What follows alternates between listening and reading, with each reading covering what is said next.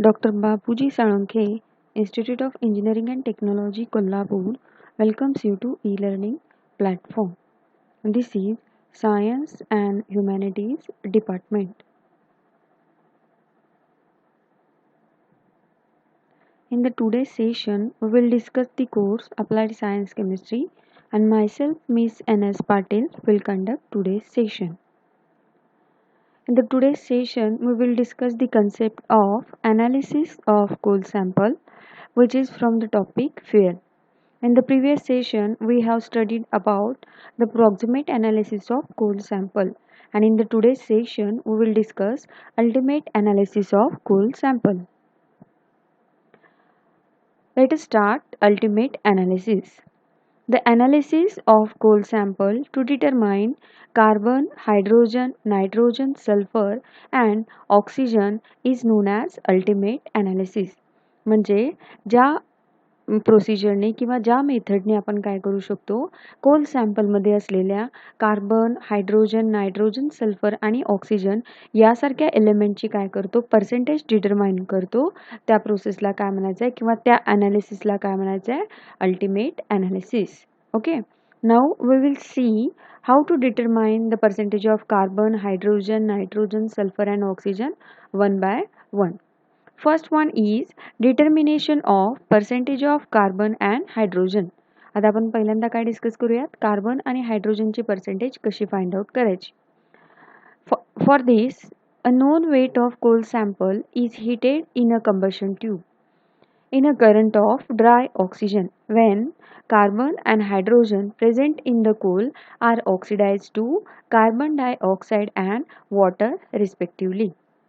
म्हणजे काय करायचं आहे आपल्याला या स्टेपमध्ये एक कंबशन ट्यूब आहे. आता इथे डायग्राममध्ये दिसते बघा तुम्हाला. ही जी कंबशन ट्यूब आहे त्यामध्ये आपण काय करणार आहे, a known weight of coal sample घेणार आहे. इथे क्रुसिबल आहे, त्याच्यामध्ये आपण काय घेतलंय, एक कोल सॅम्पल घेतलेलं आहे. and its combustion is carried out or it is heated in the presence of dry oxygen. म्हणजे आपण या ट्यूबमध्ये काय करणार आहे, इथून ड्राय ऑक्सिजन पास करणार आहे, जेणेकरून त्या कोल सॅम्पलचं या ड्राय ऑक्सिजनच्या प्रेझेन्समध्ये काय होणार आहे, कंबशन होणार आहे. And when the combustion is carried out, whatever the carbon is present in the coal sample is converted into carbon dioxide. म्हणजे कार्बनची रिॲक्शन त्या ऑक्सिजन बरोबर झाल्यामुळे तिथं काय तयार होतं, कार्बन डायऑक्साईड तयार होतो. आणि कोल सॅम्पलमधला हायड्रोजनची रिॲक्शन सुद्धा ऑक्सिजन बरोबर झाल्यामुळं there is formation of water molecule.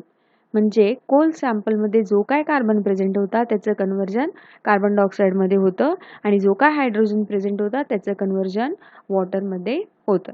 Okay, मग आता इथे ही कंबशन ट्यूब जी आहे त्याला पुढं काय केलेत बघा, या यू शेप्ड ट्यूब्स काय केलेत, कनेक्ट केलेले आहेत. इथं फर्स्ट दिसते तुम्हाला आणि इथं काय आहे, सेकंड ट्यूब दिसते. या first tube is filled with calcium chloride. Anhydrous calcium chloride या फर्स्ट ट्यूबमध्ये भरले आणि सेकंड ट्यूबमध्ये काय म्हणले बघा, KOH सोल्युशन भरलेलं आहे. ओके, नाउ आता इथून कार्बन डायऑक्साईड आणि H2O जे काय तयार झाले ते आपण काय करणार आहे, या ट्यूब्समधून काय करणार आहे, पास करणार आहे. बघा, these gases products are absorbed in U tubes containing anhydrous calcium chloride and KOH. म्हणजे जो काही कार्बन डायऑक्साईड गॅस तयार झाला आहे किंवा वॉटर तयार झाले ते कशामध्ये ॲब्सॉर्ब केलं जाणार आहे, कशामध्ये शोषून घेतलं जाणार आहे, तर अनहायड्रस कॅल्शियम क्लोराईड आणि KOH मध्ये. CO2 is absorbed in KOH tube and H2O is absorbed in calcium chloride tube. म्हणजे जो काय कार्बन डायऑक्साईड गॅस प्रोड्यूस झाला आहे तो KOHच्या ट्यूबमध्ये ॲब्सॉर्ब केला जातो आणि जे काय वॉटर आहे ते पहिल्या ट्यूबमध्ये यू शेप्ड म्हणजेच कशामध्ये, कॅल्शियम क्लोराईडच्या ट्यूबमध्ये काय केलं जातं, ॲब्सॉर्ब केलं जातं. ओके, मग आता या दोन्ही ट्यूबमध्ये एका ट्यूबमध्ये CO2 आणि दुसऱ्या ट्यूबमध्ये H2O ॲब्सॉर्ब झाल्यामुळं त्यांचं वेट काय होणार आहे, इन्क्रीज होणार आहे. The increase in weight of both the tubes is then determined. मग आपल्याला काय करायचं आहे, आपण त्या ट्यूबचं वजन किती अमाऊंटनं वाढलंय, दॅट इज इन्क्रीज्ड वेट, वाढलेलं वजन काय करायचं आहे, नोट डाऊन करायचं आहे. By knowing the weight of water and the CO2 form, the amount of carbon and hydrogen can be calculated. Okay. आता इथं जे काय वेट इन्क्रीज झालेलं आहे, KOH ट्यूबचं वजन जे इन्क्रीज झालंय म्हणजे इन्क्रीज अमाऊंट जे आहे ते कुणाचं वजन आहे, कार्बन डायऑक्साईडचं वजन आहे. आणि या ट्यूबमध्ये कॅल्शियम क्लोराईड ट्यूबचं जे काही वेट इन्क्रीज झालंय ते वेट कुणाचं असणार आहे, वॉटरचं असणार आहे. म्हणजे आपण increase in weight find out केलं, म्हणजेच तिथं CO2 किती तयार झाला आणि H2O किती तयार झाला हे आपण काय केलं, फाइंड आउट केलं. ओके. मग आता हे दोन वेट्स फाइंड आउट केल्यानंतर आपल्याला काय करायचं आहे, द वेट ऑफ कार्बन किंवा पर्सेंटेज ऑफ कार्बन आणि percentage of hydrogen find out करायची आहे. Let the weight of coal sample taken is A gram. म्हणजे आपण इनिशियली जे कोल सॅम्पल घेतलं होतं त्याचं वजन सपोज काय आहे, ए ग्रॅम इतकं आपण घेतलंय. Then increase in weight of KOH tube. आता KOH ट्यूबचं वजन जे वाढलेलं आहे ते कशामुळे वाढलेलं असणार आहे, तर CO2 ॲब्सॉर्ब केल्यामुळं. Okay.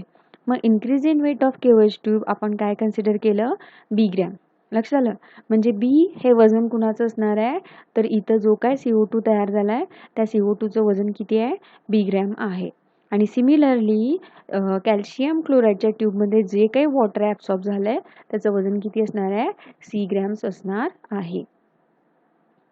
Now first we will determine the percentage of carbon. We know the reaction. बघा, कोल सॅम्पलमध्ये जो काही कार्बन होता त्याची ऑक्सिजन बरोबर रिॲक्शन होऊन कन्व्हर्जन काय झालं, CO2. Okay. Carbon dioxide gas तयार झाला.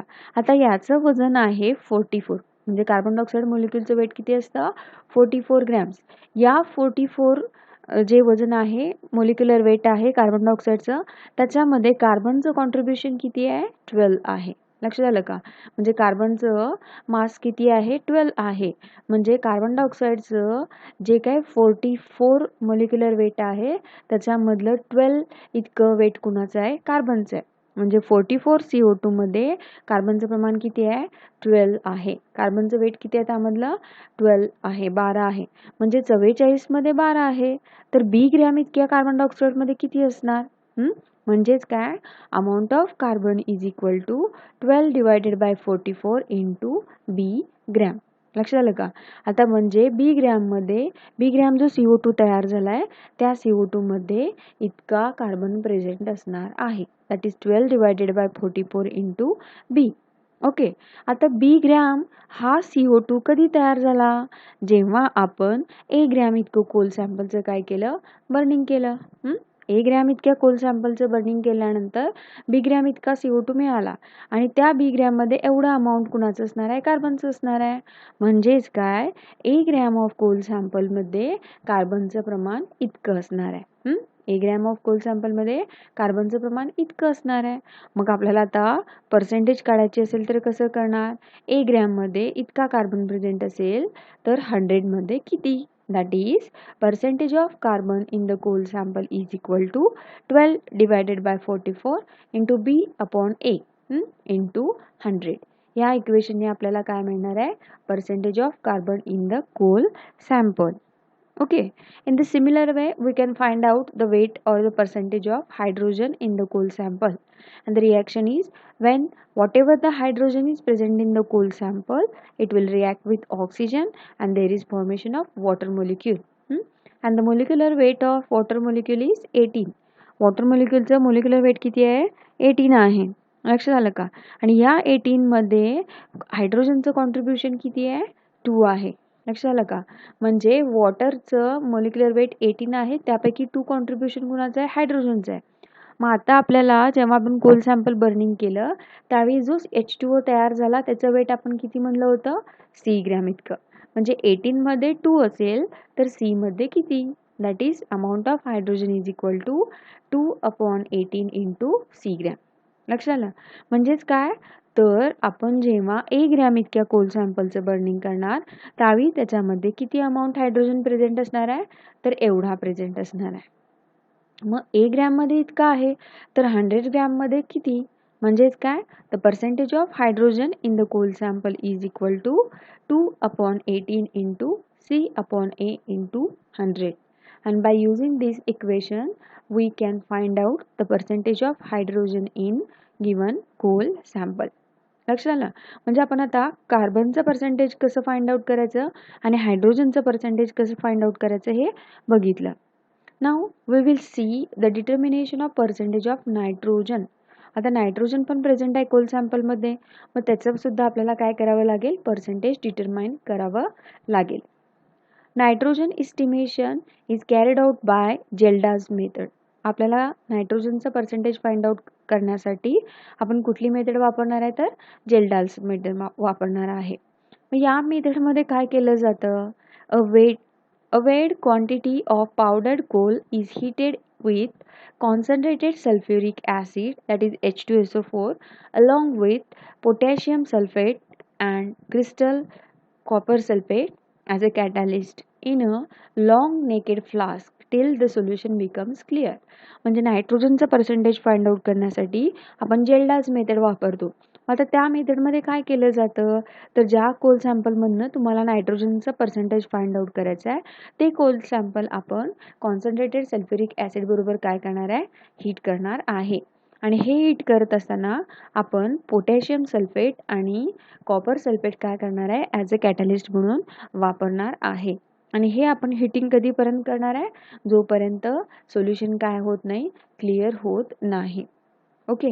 The nitrogen present in the coal is converted into ammonium sulphate. मग त्या नायट्रोजनचं कन्व्हर्जन कशामध्ये होतं, अमोनियम सल्फेटमध्ये. म्हणजे जो काय कोल सॅम्पलमध्ये नायट्रोजनचा सिम्बॉल एन असतो, नायट्रोजन जो काय कोल सॅम्पलमध्ये प्रेझेंट असणार आहे, आता त्याचं कन्व्हर्जन कशामध्ये होणार आहे, अमोनियम सल्फेटमध्ये होणार आहे. The solution of ammonium sulfate is then boiled with a solution of 50% NaOH. मग आता पुढं काय करायचं आपल्याला, तर ह्या सोल्युशनला NaOH सोल्युशन बरोबर काय करायचं आहे, बॉईल करायचं आहे. मग आता रिॲक्शन काय होते बघा, आपण काय केलं आहे, अमोनियम सल्फेट जो आहे त्याला आपण NaOH बरोबर बॉईल केल्यानंतर there is formation of Na2SO4 आणि NH4OH. लक्षात आलं का, अमोनियम हायड्रॉक्साईड तयार होतं आणि त्याचंच कन्व्हर्जन पुढं कशामध्ये होतं, अमोनिया गॅसमध्ये होतं. ओके. मग हा जो अमोनिया गॅस आहे, the liberated ammonia is distilled over and absorb in a known volume of standard 0.1 normal H2SO4 solution. Okay. मग ती रिॲक्शन झाल्यानंतर जो काय अमोनिया बाहेर पडला आहे, त्या अमोनियाला आपल्याला कशामधून पास करायचं आहे, 0.1 नॉर्मल H2SO4. बघा, आता अमोनिया हा बेसिक नेचरचा असतो आणि सल्फ्युरिक ॲसिड म्हणजे कुठल्या ॲसिडिक नेचरचं असतं. या दोघांचं नेचर काय असतं, अपोजिट असतो. म्हणजे जेव्हा आपण अमोनियाला ह्या ॲसिड सोल्युशनमधनं पास करणार, त्यावेळी अमोनिया कुणाबरोबर रिॲक्ट होणार, ॲसिड बरोबर रिॲक्ट होत जाईल. लक्षात आलं का, म्हणजे जेवढा अमोनिया आहे तेवढं ॲसिडचं प्रमाण काय होणार आहे, तिथं कमी होणार आहे, किंवा तेवढा ॲसिड रिॲक्शनमध्ये काय केला जाईल, वापरला जाईल. मग आता आपल्याला काय फाइंड आउट करायचं आहे, तर अमोनियाचं वजन किती आहे किंवा अमोनियाचा अमाऊंट किती आहे. मग त्यासाठी आपण काय करणार आहे, तर किती ॲसिड शिल्लक राहिले हे फाइंड आउट करणार. मग किती ॲसिड शिल्लक राहिले हे कळाल्यानंतर आपण त्याच्यावरून काय सांगू शकतो, एवढं ॲसिड शिल्लक आहे म्हणजे किती वापरलं गेलं, आणि जेवढं ॲसिड वापरलं जाणार आहे तेवढा कोण असणार आहे, अमोनिया प्रेझेंट असणार आहे. आणि त्या अमोनियाच्या वेटवरून आपण काय करू शकतो, नायट्रोजनचं प्रमाण फाइंड आउट करू शकतो. बघा आता calculation. From the volume of acid used by the ammonia liberated, the percentage of nitrogen in coal sample can be calculated. म्हणजे आपण जसं मगाशी म्हटलं, अमोनियाचं आपल्याला किती अमाऊंट आहे हे आपण कसं करणार, तर व्हॉल्यूम ऑफ ॲसिड यूज, किती ॲसिड तिथं यूज झाला आहे त्या रिॲक्शनमध्ये, याच्यावरून किती अमोनिया तिथं बाहेर पडला आहे हे आपण काय करू शकतो, कॅल्क्युलेट करू शकतो. आणि मग त्याच्यावरून आपल्याला काय करायचं आहे, हे इक्वेशन वापरून काय करू शकतो, आपण percentage of nitrogen find out करू शकतो. बघा, 1 liter of 0.1 normal H2SO4 consumed corresponds to 1.4 gram of nitrogen. म्हणजे जर आपल्याला सल्फ्युरिक ॲसिडचं एवढं अमाऊंट लागलं तर तिथे नायट्रोजनचं प्रमाण किती असतं, 1.4 ग्रॅम. आता आपल्याला percentage of nitrogen find out करायचे आहे. मग त्याच्यासाठी काय इक्वेशन वापरणार, व्हॉल्यूम ऑफ ॲसिड यूज, म्हणजे त्या रिॲक्शनमध्ये वापरलं गेलेलं ॲसिडचं प्रमाण. जसं इथं 1 लिटर आहे तसं इथं काहीतरी असेल ना, 1 लिटर असेल, 500 ml असेल किंवा आणखी काही असेल, तर ते जे काय व्हॉल्यूम आहे ते आपल्याला इथं काय करायचं आहे, ॲड करायचं आहे. त्याच्यानंतर नॉर्मॅलिटी, जसं इथं 0.1 नॉर्मलचं ॲसिड आहे तसं आपण ज्या नॉर्मॅलिटीचं ॲसिड वापरले ती नॉर्मॅलिटी इथं लिहायची, into 1.4 divided by weight of coal taken. Okay, म्हणजे सुरुवातीला आपण किती कोल सॅम्पल घेतलेलं ते वेट इथं लिहायचं आहे आणि त्याच्यावरून आपण काय करू शकतो, percentage of nitrogen find out करू शकतो. Now we will see the step that is determination of sulphur content. आपण कार्बन, हायड्रोजन आणि नायट्रोजन कसं फाइंड आउट करायचं हे बघितलं. Now we will see how to find out the sulphur. बघा, known weight of coal sample is born in a bomb calorimeter in current of oxygen. म्हणजे आपण एक coal sample weight note down करायचं त्याचं आणि त्याला बॉम्ब कॅलोरीमीटरमध्ये काय करायचं आहे, बर्निंग करायचं. आता बॉम्ब कॅलोरीमीटर काय असतं किंवा त्याचं कन्स्ट्रक्शन वगैरे कसं असतं हे आपल्याला नेक्स्ट सेशनमध्ये काय करायचं आहे, डिस्कस करायचं आहे. जेव्हा आपण हे हिटिंग करतो त्यावेळी the sulphur present in coal is converted into sulphuric acid which when treated with BaCl2 solution to precipitate as a barium sulfate. म्हणजे ज्यावेळी आपण हिटिंग करत असतो त्यावेळी जे काही सल्फर आहे त्या सल्फरचं कन्व्हर्जन कशामध्ये होतं, सल्फ्युरिक ॲसिड. सुरुवातीला त्याचं सल्फर डायऑक्साईड किंवा सल्फर ट्रायऑक्साईडमध्ये होतं, मग त्याची वॉटरबरोबर रिॲक्शन होऊन कोण तयार होतं, सल्फ्युरिक ॲसिड. मग आता ही सल्फ्युरिक ॲसिडचं आपण सॉलिड अशा बेरियम सल्फेटमध्ये कन्व्हर्जन करतो. त्याची रिॲक्शन आपल्याला BaCl2 बरोबर करावी लागते आणि सल्फ्युरिक ॲसिडची BaCl2 बरोबर रिॲक्शन करून आपण त्याला कशामध्ये कन्वर्ट करू शकतो, बेरियम सल्फेटमध्ये. ओके, मग हा सॉलिड प्रोडक्ट आहे त्याला आपण PPT म्हणतो. The PPT of barium sulphate are filtered, washed, dried and weight. मग तिथं जो काय सॉलिड प्रेसिपिटेट तयार होणार आहे त्याला आपल्याला काय करायचं आहे, फिल्टर करायचं आहे, त्याला वॉश करायचं आहे आणि ड्राय करून त्याचं काय करायचं आहे, वेट नोट डाऊन करायचं आहे. मग इथं जे बेरियम सल्फेटचं वेट तयार झालं आहे त्याच्यावरून आपण काय करू शकतो, सल्फरचं अमाऊंट किंवा सल्फरचं वेट फाइंड आउट करू शकतो. बघा, by knowing the weight of barium sulphate form the amount of sulphur present in the coal sample can be determine. बघा, बेरियम सल्फेटच्या वेटनुसार आपण काय करू शकतो, तर त्या कोल सॅम्पलमध्ये किती सल्फर प्रेझेंट आहे हे फाइंड आउट करू शकतो. बघा रिॲक्शन, जेव्हा आपण हिटिंग करतो त्यावेळी पहिल्यांदा सल्फर आणि ऑक्सिजनची रिॲक्शन होते आणि त्याचं सल्फर डायऑक्साईड किंवा ट्रायऑक्साईडमध्ये कन्व्हर्जन होतं आणि नंतर त्याची वॉटरबरोबर रिॲक्शन होऊन कोण तयार होतं, सल्फ्युरिक ॲसिड. आणि या सल्फ्युरिक ॲसिडचं आपण कन्व्हर्जन कशामध्ये केलं, बेरियम सल्फेट. आता बेरियम सल्फेटचं मोलिक्युलर वेट किती आहे बघा, 233. ओके, आणि सल्फरचं मोलिक्युलर वेट किती आहे, 32. म्हणजे बेरियम सल्फेटचं जे काय 233 वेट आहे त्याच्यामधलं सल्फरचं कॉन्ट्रीब्युशन किती आहे, 32. म्हणजे 233 बेरियम सल्फेट असेल तर सल्फर किती असणार आहे, 32. मग suppose let the weight of coal sample taken will be M1 gram. आपण कोल सॅम्पलचं वेट किती घेतलं, M1, आणि weight of barium sulphate form किती आहे, M2 आहे. आपण इथं बेरियम सल्फेटला फिल्टर करून, वॉश करून, ड्राय करून त्याचं वेट डिटरमाइन केलं होतं. मग सपोज हे जे वेट आहे ते किती आहे, M2. म्हणजे ती रिॲक्शन झाल्यानंतर बेरियम सल्फेट किती तयार झालं आहे, M2 इतकं तयार झालेलं आहे. म्हणजे M1 इतक्या कोल सॅम्पलचं बर्निंग केल्यानंतर M2 इतका बेरियम सल्फेट काय होतो, तयार होतो. मग आता आपल्याला सल्फरचं प्रमाण फाइंड आउट करायचं आहे. बघा, therefore amount of sulfur in the M1 gram of coal sample is equal to 32 divided by 233 into M2. लक्षात आलं, क्रॉस मल्टिप्लिकेशन केलं फक्त आपण आणि M1 ग्रॅम कोल सॅम्पलमध्ये इतका कोण असणार आहे, सल्फर असणार आहे. मग M1 मध्ये इतका असेल तर 100% मध्ये किती असणार किंवा 100 ग्रॅममध्ये किती असणार, त्याच्यावरून percentage of sulphur in coal is equal to 32 divided by 233 into M2 divided by M1 into 100. मग या इक्वेशननं आपण काय करू शकतो, percentage of sulphur in coal sample काय करू शकतो, डिटरमाइन करू शकतो. लक्षात आलं, म्हणजे आपण कार्बन, हायड्रोजन, नायट्रोजन आणि सल्फरची पर्सेंटेज फाइंड आउट केली. Now the next step is determination of percentage of ash. आपल्याला काय करायचं आहे, ॲश म्हणजे काय, राख. काही वेळेला कोल सॅम्पलचं बर्निंग केल्यानंतर आपल्याला ॲश मिळते, राख मिळते. मग त्याचं प्रमाण किती आहे हे फाइंड आउट करायचं आहे. आणि it can be determined by proximate analysis. बघा, आपण प्रिव्हियस सेशनमध्ये प्रॉक्झिमेट ॲनालिसिसनी ॲश कंटेंट कसं फाइंड आउट करायचं बघितलं होतं. तर सेम टेक्निकने आपण काय करणार आहे, पर्सेंटेज ऑफ ॲश काय करणार आहे, फाइंड आउट करायचं.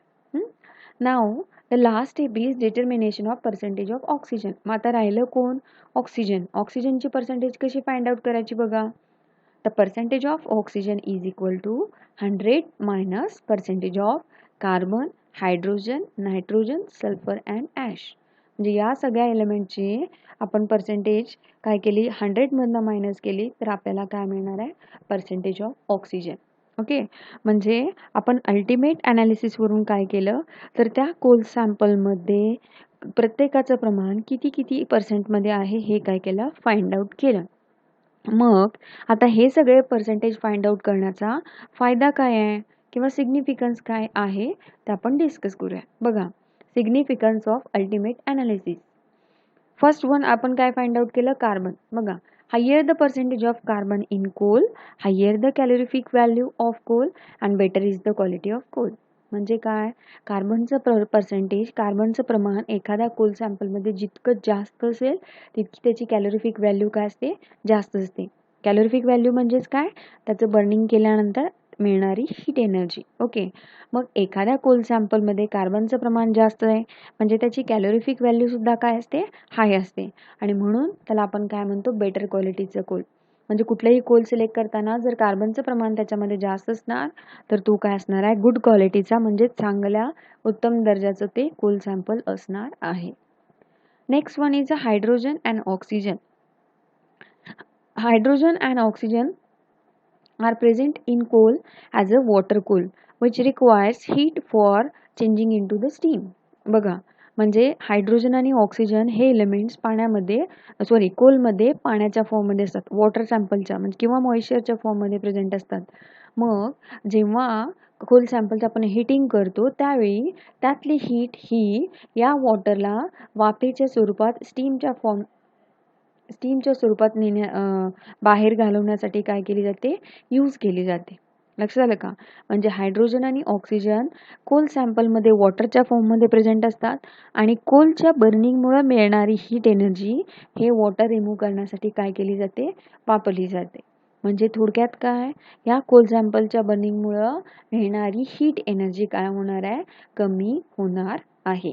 That is this reduces the calorific value. म्हणजे हायड्रोजन आणि ऑक्सिजन प्रेझेंट असतील तर त्यांच्यामुळे काय होते, कॅलोरिफिक व्हॅल्यू कमी होते. Therefore, lesser the percentage of hydrogen and oxygen in coal, better is the quality of coal. म्हणजे काय होणार आहे, हायड्रोजन आणि ऑक्सिजनमुळे कॅलोरिफिक व्हॅल्यू कमी असते. म्हणून ज्या सॅम्पलमध्ये हायड्रोजन आणि ऑक्सिजनचं प्रमाण काय असतं, कमी असतं, ते कोल सॅम्पल काय असतं, बेटर क्वालिटीचं असतं. Then third one is a nitrogen. Nitrogen is a non combustible and inert gas. Nitrogen कसं आहे बघा, नॉन कंबस्टिबल म्हणजे त्याचं ज्वलन होत नाही आणि तो कसा आहे, इनर्ट गॅस आहे. आणि it has no calorific value. बघा, नायट्रोजनचं कंबशन होत नाही त्यामुळं त्याच्या बर्निंगमुळं हीट एनर्जी वगैरे काहीही मिळत नाही.